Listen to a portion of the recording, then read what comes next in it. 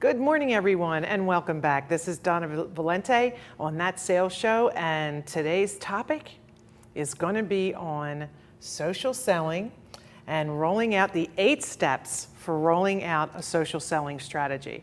I have with me today a thought leader, a LinkedIn #1 influencer, and someone who is a national trainer and nationally known expert in social selling.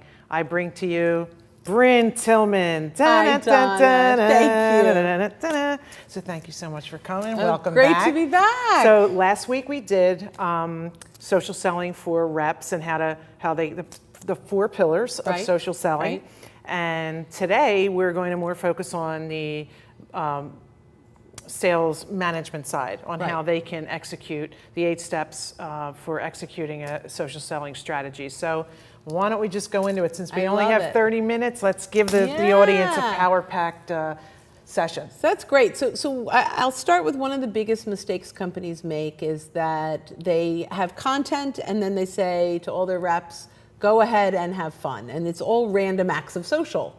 There's no real strategy. You mean like what I post is random? Well, it's just there's no real strategy, right? And so it's like blindfolding us and giving us darts against a dartboard. Sometimes it works, sometimes it doesn't, but we don't even know what's working, what's not.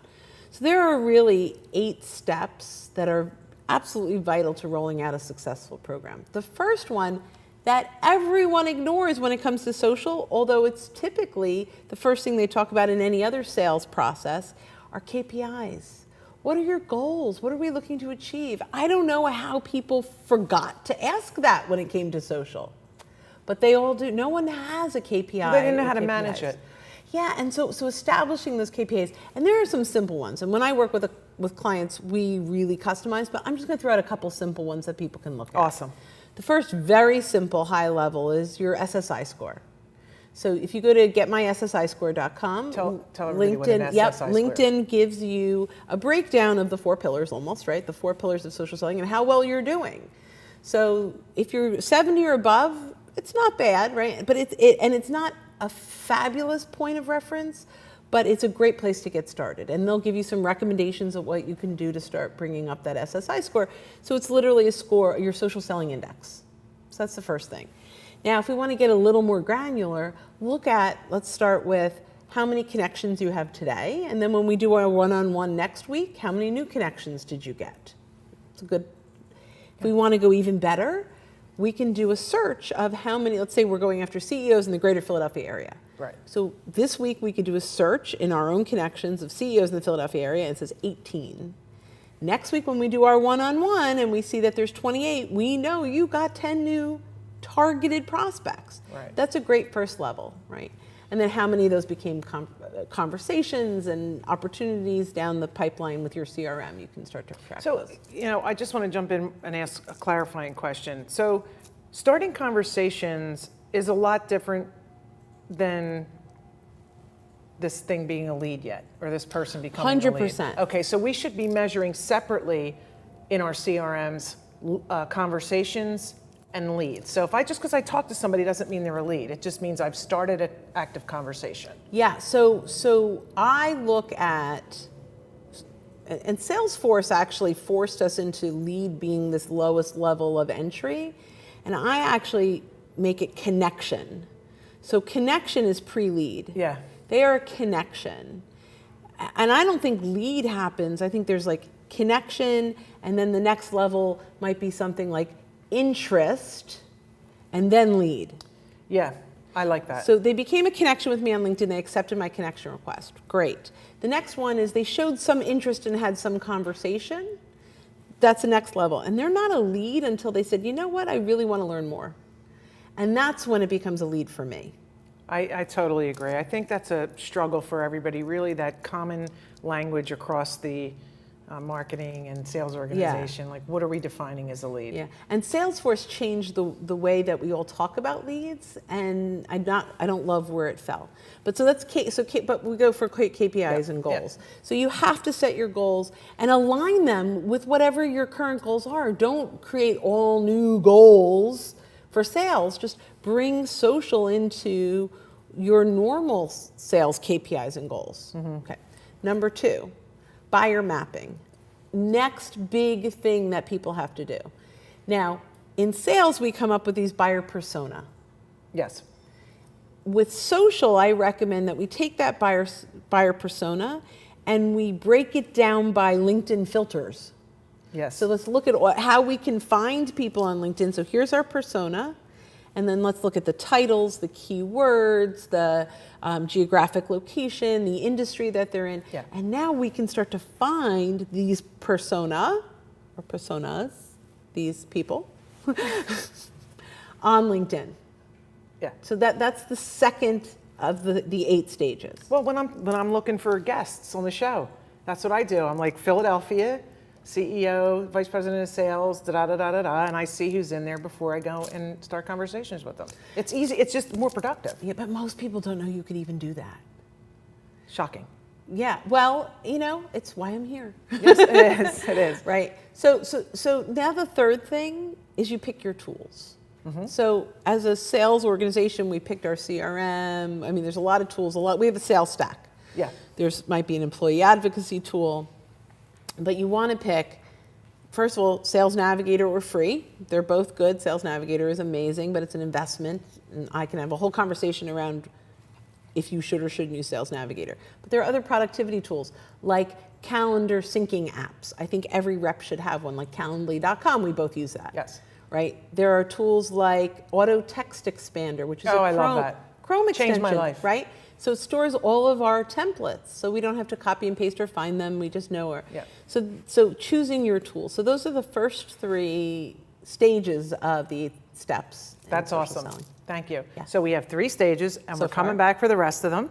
So stay tuned. We're going to go to a commercial break, and we'll see you soon. TV is a platform for people of any industry to share their story. Over 285,000 viewers are tuning in to RVN TV shows monthly. We guarantee a great experience that you'll be sharing with everyone you know while increasing your personal and company's brand awareness. But what is your brand? According to Forbes, it's a combination of your logo, your product, your design and feel, and your personality. Did you know that aside from being a guest, we offer even more opportunity to boost your brand? Adding your company logo and website on screen during your interview will allow viewers to recognize your brand instantly. Incorporating images and video clips is another great way to showcase your product during your live segment. Let viewers see how good you really are. And most importantly, there's you and your interview.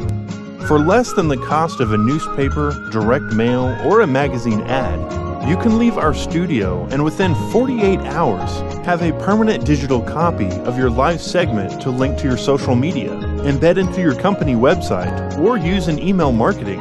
Investing in your brand is so very important, and we can't wait to have you as a guest. Hello and welcome back everyone to That Sales Show, and this is Donna Valente, and I have Bryn Tillman with me. Again, she's a national expert on LinkedIn social selling. She's a famous author of the book, The LinkedIn Sales Playbook, a tactical guide to social selling. That is amazing. She is the Oprah Winfrey of social selling, and Thanks, Gail. I'm her Gail. So we left the segment talking about the first 3 pillars, or the first 3 stages. Yep. Which were So so it's KPI, setting your KPIs. goals, right? Buyer mapping. Yep. And you remember what the third one was? Content. What? Selecting your tools. Selecting your tools. Okay, so we've selected our tools. You can Now- rewatch this and learn. Thank you for playing Donna. So now let's go to the next one. So we have what? So content strategy is the next one. What are we going to do to feed our network, to nurture our network? Now, if you have a marketing department, we start there. We go to your marketing department, look at what they're doing. this is an opportunity to bridge the gap between marketing and sales and start to have conversations around what content's going to be great for the sales folks. And I'm not going to go into detail, but they should be thinking about content that helps draw and attract people in. So vendor agnostic insights that buyers will be looking for when they're faced with the challenge that your solution fixes. Right. Right. So they want to think like So that. here's an industry trend. Here's a current problem that's happening. Some Gartner and some other research group has made a comment about it. You can start posting that. You can, and then there's information. original content around that too. Like Right. here's the challenge that folks are seeing. Here are some vendor agnostic insights, things that you can do even if you don't hire us, Right. that can have an impact. Right. The other piece of content strategy is content curation.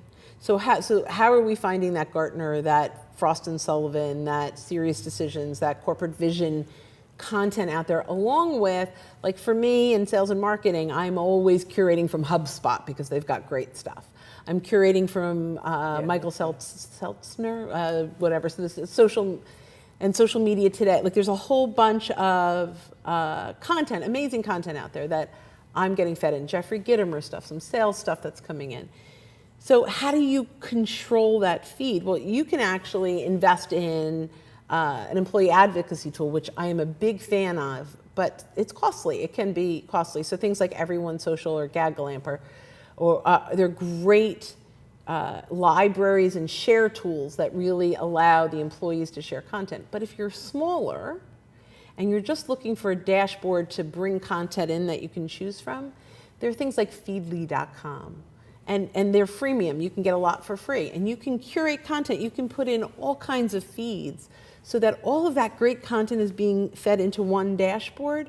So when you're ready to share something, you just log in and you've got 200 things waiting for you to share that you've hand-selected those companies or those blogs or that content.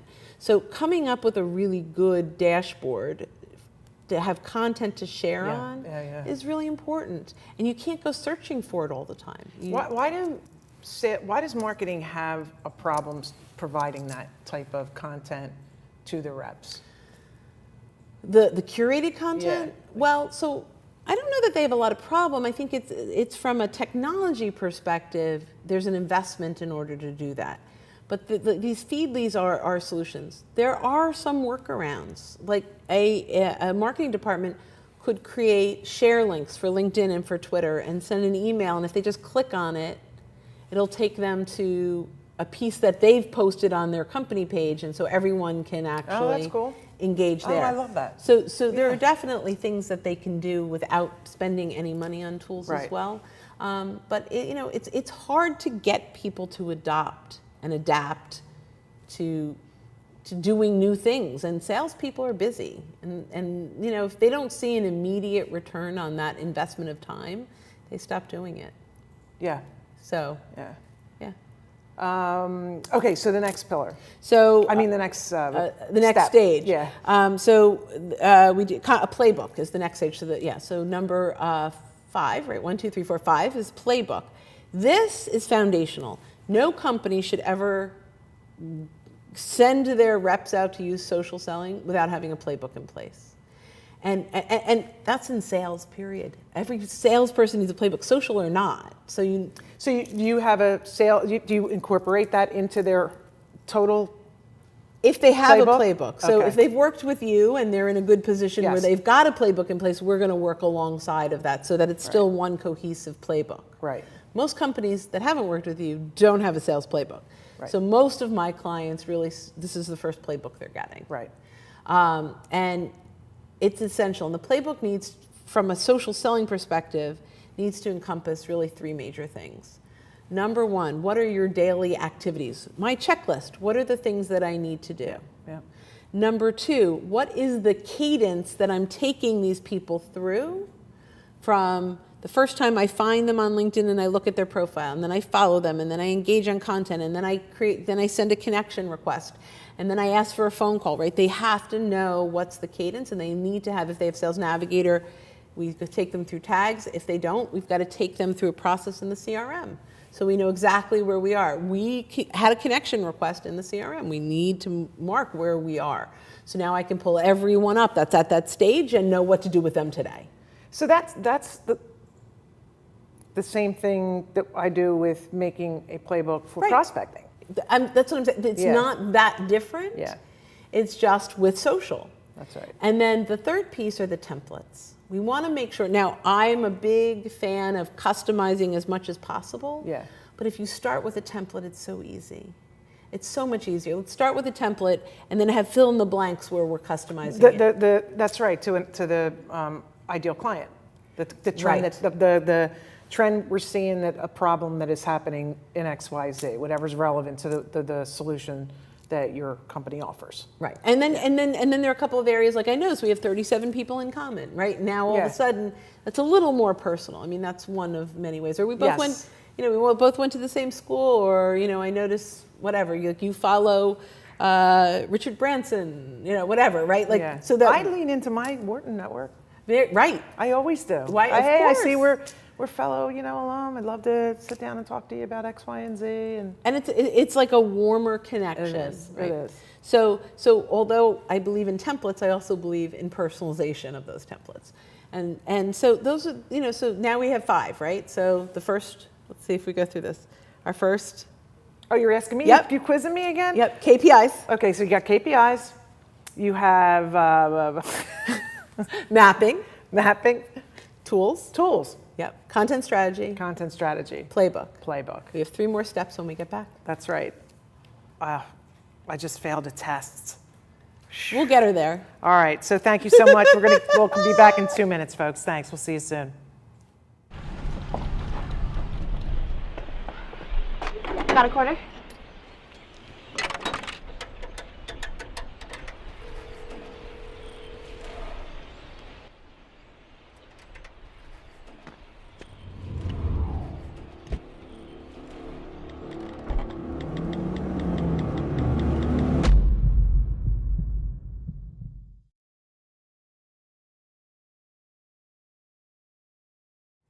Welcome back, everyone. This is Donna Valente on That Sales Show with Bryn Tillman. So we covered all 5 steps right now. 5 of the 8. And here we go for the last 3. All right, so tell me what the next Buyer one is. profile development. Wow, it sounds like a big word, but it's easier than it sounds. Well, it's not that easy. Isn't it? No. So it's, you want to convert your profile. It's buyer-centric, right? Right now our profiles are about us. It's really a resume. We want to convert those profiles from a resume to a resource. I've closed $10 million in business. I'm a great contract negotiator. I love that one, right? Like, so I'm a buyer and I get to that profile and I'm like, great contract negotiator. I don't want to work with them. I'm going to get stuck. Right. Right, yeah, so I love that. So we want to shift that profile from how great I am to how I can help you. I want to be of service. And when we're a resource, we actually it's our summary. I write summaries almost like a blog post, where we're talking about their challenge and we're bringing insights to the table, and all of a sudden you become the thought leader and subject matter expert that they're dying to talk to. Because if you could give them that much content and insights in a profile, imagine what a phone call will bring them. It's funny because I hear people saying, everybody has a attention span of a gnat now. Oh, nobody reads that anyway. And, nobody wants to see all that. And then they get, well, I don't really know how to say that. I'm not a good writer. So they have those 2 limiting beliefs. Yeah. And they end up hurting themselves by not developing their own, story of how they're going to help their client. So they are definitely limiting beliefs. And the very first one is they don't read that. That's like, what do you call that? The head trash. Head trash. Thank you. I learned it from you, but I couldn't remember that one. It's their head trash, right? Like people don't read this. Well, first of all, how do you know that they're not reading it? Because you're not reading other people's? Probably. But now what if part of our cadence and our reach out was, Donna, your name came up on LinkedIn, and as a sales leader, I thought you'd get some value out of a blog post. I'd also love to connect with you. Please visit my profile, and if you think it makes sense, kindly accept my invitation. Right. Okay. That's simple. Guess what? I give up. I I love this. You're going to visit my profile. You're going to say, who the heck is this person? Yeah. I invited you to visit my profile. Now you say, all right, I'll connect. Maybe I scan. Donna, thanks so much for connecting. I wanted to provide another piece of insights that might be helpful. I'd love to offer some strategic ideas specifically to your company and situation. If you're interested, let's set up a call. Mm-hmm. So now you're like, You're going to go back to my profile and you're going to say, is this worth the call? And now you'll invest 3 minutes to read because you're determining if I'm worth 15 minutes to talk to. Yeah. Again, conversation, not a lead. You're looking for a conversation. Conversation around insights. Right. It's not around selling your stuff. That's this is right. a big misnomer. It is. It is. Right? It's absolutely foundational. I actually, even though I teach LinkedIn, I also teach how to run that first call. And the first call is really simple. Donna, thanks so much for jumping on the call with me today. I know I asked you to chat so I could share some insights, but is there anything specific you're hoping we talk about? And you're either going to say yes or no. So let's say you say no. Nope, just curious on your insights. Great. Well, so that I can offer insights that are really specific, as I promised to you in your situation, is it okay if I ask you a couple quick questions? Now I get to do discovery.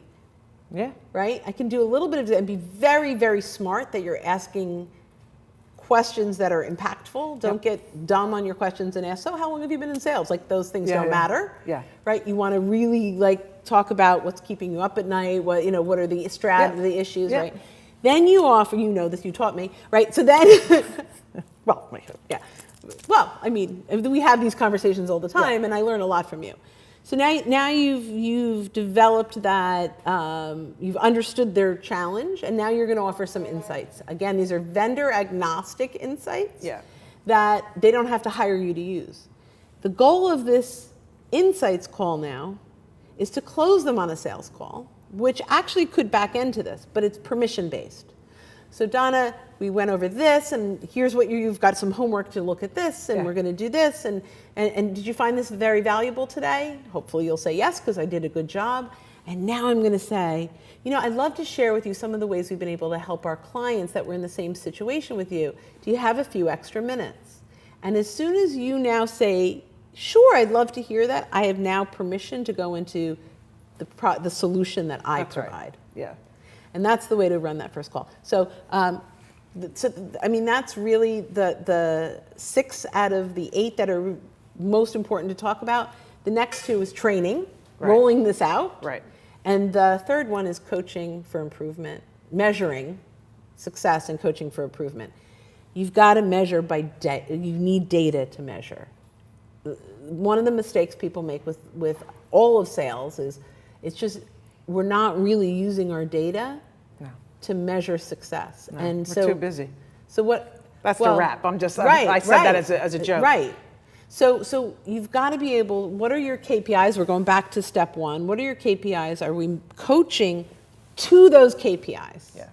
And those are the 8 stages to rolling out. That's awesome. Now, what I want you to do is tell the audience how, the name of your business, how they can reach you for these 8 steps of rolling it out, and give them your contact information, and hopefully we can get more people in front of you, and so they can learn how to really harness the power of LinkedIn. Love it. Well, Bryn Tillman, to date, I'm the only Bryn Tillman on LinkedIn, so it's the best place to find me.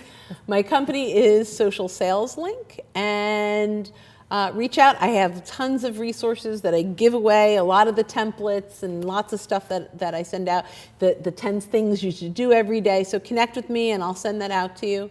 And we even do a free profile report card. So if you're interested in that, you can request by going myprofilereportcard.com, and you can do that for you and your reps.